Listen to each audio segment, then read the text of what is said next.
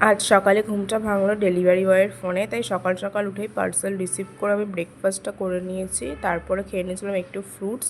বিকেলে আমাদের এখানে ছিল রামনবমী শোভাযাত্রা, সেটাই বারান্দা থেকে দেখছিলাম। আর তাড়াতাড়ি দেখার পরে আমি রেডি হয়ে নিয়েছি, মার্কেটে যাব তাই, কারণ মার্কেটে আজকেও কিছু কেনাকাটা করার আছে। তারপরে এখানে দেখো মার্কেটে যাওয়ার পথেও এখানে আমি শোভাযাত্রা পেয়েছিলাম। আর আজকে প্রিয়ার বাড়িতে আমাদের বানানোর কথা ছিল জিলিপি, তাই ফার্স্টে তাতে ময়দা দিয়ে ইনো, ঘি আর একটু নুন, টক দই আর কামধেনু রং দিয়ে আমরা ভালোভাবে ব্যাটারটা বানিয়ে নিয়েছিলাম।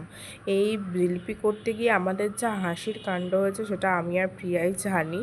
তবে জিলিপি অ্যাটলাস্ট যে কী হয়েছিল সেটা আমরা এখনও অবধি বলতে পারছি না। যাই হোক, এখানে ব্যাটারটা তৈরি করে নিলাম, ভালোভাবে ফেটিয়ে নিয়েছিলাম। তারপরে প্রিয়া একটা গ্লাসে ভরে নিল, আর গ্লাস থেকে আমরা এখানে বোতল ফুটো করেছিলাম জিলিপির প্যাচ দেওয়ার জন্য, তাই বোতলের মধ্যে প্রিয়া ঢেলে নিল।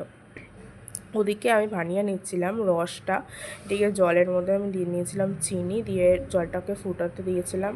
তারপর এখানে দেখো ফার্স্টে পাকেই পেঁয়াজা ব্লান্ডার করেছিল, হাসতে হাসতে জীবন শেষ। তারপরে এখানে ভালোভাবে জিলিপি বানালাম, আর অ্যাট লাস্ট কী হয়েছে সেটা তোমরাই দেখে জানিও।